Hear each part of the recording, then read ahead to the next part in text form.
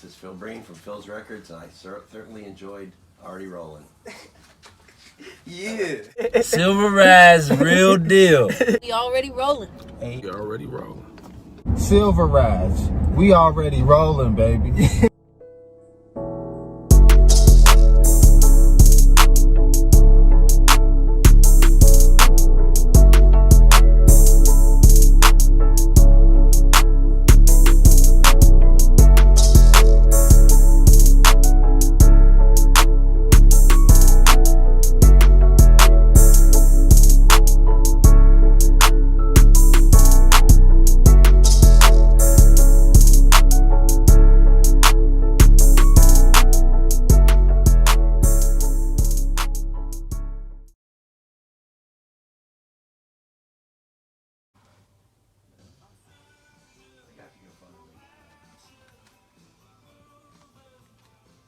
Alright. Do you want me to turn my music off? If you don't mind. Not at all. You can turn it down. Yeah.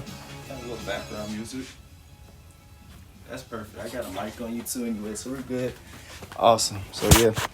This is Phil's Records on Silver Rise. I am Sterling Silver with the man of the hour, Mr. Phil. How you doing today, sir? I'm doing well. How are you, brother? Awesome, man. I cannot complain. I do appreciate you taking your time, giving me this opportunity to talk to you. I'm going to take my mask off now because kind of hot. But yeah, man, I'm gonna get right into it because I don't want to keep you too long. That's cool. I do appreciate your artwork in your store first and foremost. I do appreciate the fact that you have a record store in the time that we are in. What made you want to do a record store in the first place? How did this start out? Well, I've been working or owning a record store for 43 years here in Northern Kentucky. Okay. I worked for 10 years for someone else back in Erlanger, back in the 70s, back when everybody had albums, and started my own in 89 and one in 1990 and then four more in 1991. And obviously since then, times have changed dramatically, and now here we are with back to square one, basically, one store, one man. But, I've always been into music, and I stumbled onto the record store years and years ago, and rest is history. But I do honestly think there needs to be places like this. Yeah. Because you never know what you're going to find when you come in here. And yeah, it's great to be able to say, hey, Alexa or Apple or Spotify or whatever, get anything you want to. But first and foremost, the artist doesn't get fairly compensated. And second of all, you do not have that same heartfelt connection to music if you, A, haven't found it yourself and paid for it, versus free over the multiple ways you can get music these days. Yeah. So, to answer your question in a roundabout way, it's something I still believe in. Wish it were a little easier to do versus, competing with free. I miss the days when you competed with other businesses or other chains, and you had to have knowledge and customer service and things like that to survive. Now it's, a lot of luck involved and having some product people still want. And, it's completely changed in the, year 43 versus year one when I did this. But I mean, you've seen the time of music change, and to answer, like you're saying, you're answering the question of streaming's kind of like, would you say, ruined the music game? It has absolutely crushed the commerce part of it. I mean, honestly, things used to ship 1 million hard copies back in the 90s. A hot release would come out and the record label would ship over 1 million. Nothing will sell 1 million physical probably ever again in a year. Wow. As big as Harry Styles is going to be coming out, or The Weeknd, or anybody, pick one, they will not sell 1 million physical copies this year. Yeah. They'll stream 1 billion, and that adds up, and the exposure is there, but the way to be fairly compensated, no way. Wow. It's just not the same. So yes, it's changed, but you can also make a fantastic sounding piece of music from your living room now for less than 1% of what it would cost to make some of the records that your parents listened to. Yeah. Back then, studio costs were expensive. It was hard to make a record, and it was also hard to promote it because there was obviously who you knew, corruption, everything that you always heard about certainly was rampant back in those days. But now, if you're connected on social media and do things the right way, you can sit in your kitchen and make something that sounds wonderful, and millions of people have access to it. but how are you going to get paid? Right. You know, you can't go to the Speedway station. I like to fill up on how many likes my song got, or streams where I get, you know, half of a penny on that, you know, 500th play. Yeah. That's the part that's so much different. Easy to spread the word. Very, very difficult to get paid. Wow. Now it's so funny.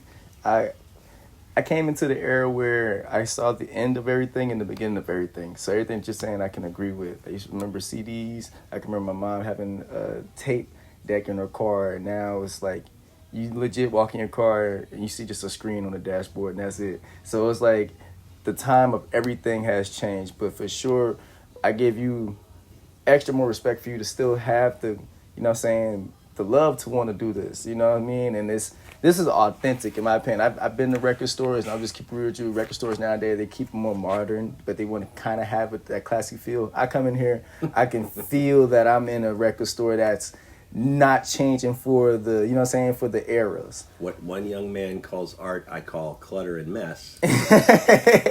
But lots of things around here, because this is a second home, and I throw things up there that bring a smile to my face, or sort of make someone say, oh, there's jazz in here because there's a Mingus picture up, or you know, this is the hard rock section because some crazy CD covers right by there. Yeah. There's no rules here, and I don't have to answer anyone, because obviously record stores back in their heyday were very corporate, very if it wasn't independently owned, Yeah. you know, there was, you know, you couldn't put something on the wall unless you were getting paid for it and your manager said so. Wow, really? Oh, sure. Here, I don't have to answer anybody. It's the one place on earth where I win. Hell yeah, this is Phil's world in my opinion. I love it, and I'm gonna do like when we done with the talking, I'm just show the people what I like, and the main reason why I came to you is because I think our love for wrestling is kind of like equal, and I got a section for our conversation where we're gonna get to that, but I want to finish up with the music and your love for music. Do you have a favorite genre of music yourself? I have several, but again, at 62 years old and spending so much time here, I listen to so much. I adore late 50s, early 60s jazz. Okay. I love Americana / alt country, outlaw country type stuff. Okay. Obviously, I grew up on rock and roll. Yeah. Springsteen's Born to Run is my favorite album, will always be my favorite Okay. album. That will never change. I listen to more hard rock now than I ever did when I had stores that sold the hell out of it. Yeah. And the running joke used to be when, you know, when I had 6 stores, I'd visit one. When you saw Phil's taillights, the music got harder and louder. And that's the way it was. I mean, Okay. it truly was that way. So, you know, it's it was a different world back then. But to answer your question again, I listen to lots of different things, and everyone should, because I stand here behind this counter and preach that. The more diversity you have when you're listening to things, the happier you'll be each and every year you hear. Respect, man. Yeah, so when you think about that, just to finish that off, I really feel like that's the same way it should be in anything, because music is a universal language to anything. You can go to China and play, like you just said, an old jazz song and let somebody hear it. If they hear it, that's probably going to be like the only language or the only time they can actually speak fluent English, you know what I mean, on music, so it's really dope. But you said 89 was the first store that you opened up? That's On my the own dime, yes. 89, so we're 40 years in the game. What was the craziest thing that you seen in your store? Has there any like wild events that you ever had to like stop or be like, did any like musical like genius came in that blew your mind, that stopped in the store? Like, give me a crazy Phil record story that I could put on the tube. Well, back when Alice in Chains were pushing their record Dirt. Okay. And that was, again, that was when, before I knew squat about hard rock. I would sell it, but I always had younger, smarter people, thank goodness for that. Yeah. They came and they said, well, we'll offer tickets to the show, which was in very, very much demand. And they brought what was probably the equivalent of 4 or 5 dump trucks full of dirt behind my store, and basically put, I think they put keys or something in that dirt pile, and whoever got that got the tickets. What a marketing scheme. Yeah, so it was one of the local radio stations, and they said X amount of time, and people just jumped on that big old dirt pile back where we used to park our cars. And, Wow. Or where the employees parked their cars, rather, and that was pretty crazy. Yeah. Just imagine. Lots and lots of those kind of stories of just weirdness that happened, but just last week, Death Angel's drummer popped in because he was in town to play with Exodus and Oh, wow. and I forget who the other band was, and he was about my age, just another regular old guy, and just popped in real quiet, and it's like, yeah, this is That's him. A few hours from now, you're going to be crazy. Right. Right here, he and his wife were in just normal, look like old people like me. It's like, that's what you get. It's lots of craziness over the years. I mean, some people have popped in, and I've had some in stores, and heck, before even I was on my own dime, I did an in store with Iron Maiden back in '83. So literally, Wow. 39 years ago, and that was insane. And people still to this day talk about that. And that literally was 39 years ago in the summer. So That's dope, man. lots of crazy things. What is the most proudest moment of your career? Well, I don't know. Just I'm still surviving barely. Maybe I don't know. There's been a lot of ups and a whole lot of downs. But it's just I like to think that I brought a lot of I don't know how I put this, entertainment to people by having a place they could buy things, because a lot of times they don't know what they're going to stumble onto and buy something and it turns into something big. Yeah. I mean, back before the internet, before you could type in anything on the computer and say, hey, I like such and such, who else would I like? The guy behind the counter was important. Yeah. And back in the early days, I'd be somewhere, bar or somewhere, and someone stop and say, hey, thank you so much for turning me on to such and such. It was my wedding song, or Wow. the first thing I played when my kid was born, that kind of stuff. Yeah. And that was back when record stores mattered so much more than they do now. I feel like I like how you have the modesty in this, because in my opinion, man, it still is a thing that our generation, the people that's 25, 26 years old, we kind of want to get back to, because it's something that we missed. It's the nostalgic, that's True. the thing Very that we true. missed. So we're trying to bring it back. So one thing I can say with you doing, and I'll be honest with you, I only think the only reason why what you say is you're slow in the business is just because of where you're at. If you were in an area where walking every day 24/7, dude, you would be legit having everyone in here, just from the way that you are authentic with it. I think that way sometimes, and this is what I can afford now with the problems that this industry Oh, has for sure. of getting paid. I mean, obviously, if the artist isn't getting paid, the merchant isn't getting the same amount either. Yes, sir. But that's a risk I'm not really willing to take at my age now. I would love to see down the road that happen to somebody, and maybe I do it with someone or sell it to someone that has sort of the same ideas. Because I'm not getting any younger, obviously, but that is something I'm very aware of. But also, there's much more financial For commitment sure. when you think that way. Oh, for sure.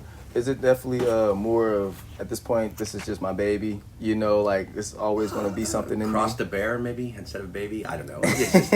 It's what, and there is some pride in still keeping a Phil's records, and it does, without blowing smoke up. What there are still plenty of people that that are very happy that there's a Phil's around and love coming. But when they used to be once a weekers, Yeah. now they might be once every 2 months, Yeah. and obviously do the math on down the road. It used to be much more important to people, and some of the better customers I dealt with became the first that were hip digitally too, and technology savvy. So that didn't exactly help the cause. Okay. They were the first to embrace, I can do this, this, and this, and get it at my fingertips. And little by little, they don't have the same desire to Yeah, be consumers. I got you. Especially when, and I say this all the time. If you told 19, 20-year-old Phil that you could get every song you wanted, we didn't have cell phones when I was 20, Yeah. or even iPads, or Yeah. anything along the lines. If you told me I could have something that I carry with me at all times, that every song I wanted, Yeah. sign me right up. So I'm not gonna sit there and yell at the clouds and say, hey, don't do that, Right. Because it's not realistic. Right. You get Yeah. with the times. That's all it is. You have to, and there's plenty of benefits to that. Where there are still some people that will be exposed to something digitally free, Yeah. or someone says that, and will turn around and buy it. But it's not near the same as it used to be. It's not. And that's the part that's troubling for the future of this business, having physical copies. One thing, I don't know if if you're aware about NFTs. Have you heard about it or anything like I've that? heard of it again. So I'm 62, remember? Exactly. It's okay. But one thing that we've been noticing with the music game, the biggest rapper of all time, Snoop Dogg, he took his first album ever off of the streaming sites, and now the only way you can get it is off of a certain NFT, which is basically like, say for instance, you put that poster on the internet, you can only buy this poster with a certain amount of money, and you got that much time, like auctioning. So if you can't get this album at a certain time or a certain date, you can't get it at all. This is where physical copies come into play in this world now. Oh, absolutely. Because But to a small percentage, just like the value of albums has gone through the roof. Because Yeah. the first thing they teach you in your economics class in 7th or 8th grade, supply and demand Supply runs and the world. demand. Yes, sir. And so there's only X amount of things were printed back in the day, Yeah. and there's only so much to be left. Mom threw them out. You partied and scratched them. Yep. They're lost. And so that part, so no question, in anything we do, DVDs, with the censoring and stuff, that's nonsense. But, there's people who stop buying DVDs because they'll sit on their ass on their couch and say, hey, Netflix, and what do I want to watch? Yep. It shouldn't work that way. You should decide what you want to watch. Yeah. But the same thing. So yes, the physical copies are always going to be important, but the amount of people that's important to shrinks every day. And that's the part that's tough, So that's why this place wouldn't be open without secondhand sales, buying and selling used everything we see. But we also wouldn't be here without selling the new stuff. Yeah. So you have to do a little bit of everything to survive. Whereas you used to be able to fall out of bed and have a certain amount of business, and like I said, your biggest problem was the other competition and not to overbuy, not to underbuy, things like that. So now it's a completely different animal. Let's transition over real quick. Like I said, main thing I wanted to come over and talk to you was about the wrestling. So, what was your first memory of wrestling? Like, Oh, I know, like a young kid, Channel 19, big time wrestling was on. The Sheik, Bobo Brazil, and it scared the shit out of me. And I thought it was real, and it was, I don't know if I had to sneak it or where they just said, okay, get out of the way, Junior, and go watch it. But absolutely, I remember that, and then from then on, just I certainly enjoy the interweaving of the storylines versus the actual stuff in the ring. I mean, obviously that's important too. Yeah. But, I was never one, like I was always an NWA, WCW guy over WWE because of that was too much pageantry and stuff like that. And I was like what the inner workings are, and subscribing to that wrestling sheet since the middle '80s, and so I always had the inner workings, and it's always been fun, and it's a nice diversion. Like I said, it's something I watch with sound down here at work or devote a little bit of time to, and just takes your mind off of the real world. the real world. Come correct. on, man. Yep. Give me your Mount Rushmore wrestlers. That's 4 wrestlers. Your favorite of all time. 4 times. All right. Well, Ric Flair for sure. Woo! Yeah. Guys, I really, really liked. I knew Brian Pillman, and he would have been a major. Rest in peace. Yes, and that would have been. I don't know if I can put him on the Mount Rushmore, but he was right there. He's for you, yeah. Yeah, I mean, and some of the the original Sheik for sure. Yeah. Waiting on the book as we speak. I pre-ordered it. Can't Okay, wait. That okay. one. So original Sheik for sure, because nobody ever, I think, was a better heel in this world than him, because he had people believe, and he was 55 and could walk like me right now, and had people believing that he was going to carve up the baby face when he would go to towns. And the people that are modern day, I absolutely freaking love. Kevin Owens, Kevin Steen. Okay. I think he was brilliant. He's the shining light in the WWE right now. Did you watch the KO show at WrestleMania against Stone Cold? No, I didn't even turn it on yet. I heard it was good, but I remember you said that, yeah. I haven't. I had that little interest in modern WWE that I haven't gone yet. It's, I don't miss an AEW, and I watch a lot of New Japan. So if I, Time Bomb, Hiromu is my other 4th. How's that? Okay. Because I think he's the greatest, light heavyweight on planet Earth, and he's nuts. Okay. Do you know who he is? The one I that- actually don't, but I think Yeah. my brother told me about him. Yeah, he wears like punk Misfits patches on his jacket and stuff, and he's from Japan. He's nuts. Okay. And he's abused himself to no end, but he's so good. I'm gonna have to look him up, man. Yeah. I'm gonna give you one more question or 2 more questions. I'm gonna let you go, man. The story about the BWO, Stevie Richards. That's one of the main reasons why we came in here. Can you give the story for the people, man? Yeah, it's one of my all-time favorite coworkers. Heading in at ECW and travel. He would travel from Cincinnati Saturday morning and make it up to ECW events In the Philadelphia? great seats. Yeah. And he got to know all those guys. And like I said, the famous story I just found out about, that there's literally video footage of a guy in the stands up there when Jeremiah wasn't up there, holding a sign said, "Where's Jer?" And that person holding that sign was Tony Khan, who is now the owner of AEW. AEW's Tony Yes, Khan. yes, sir. And so Jeremiah went up to that. So I used to, have promotional shirts made all the time for Phil's Records. And Jer was up there, and he got to know Raven, Dreamer, Stevie Richards real well. and we'd hand these guys the shirts, and anyone takes anything for free, and I didn't care.